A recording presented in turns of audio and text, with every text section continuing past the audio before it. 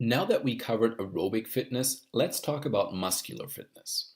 Muscular fitness will not only help you with sports performance by simply being stronger, it also has the nice side effect that you look better visually since most people prefer muscle over fat. As I mentioned before, muscular fitness is best trained through resistance training, which can be done using weights, machines, or your own body weight.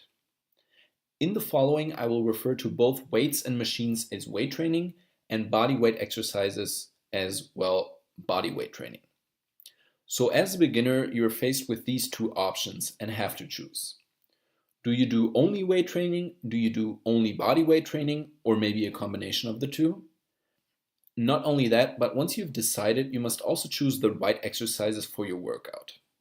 All of this can be confusing. So to help you out, I will now talk about the advantages and disadvantages of weight training versus body weight training and which exercises are best for building muscle and improving muscular fitness.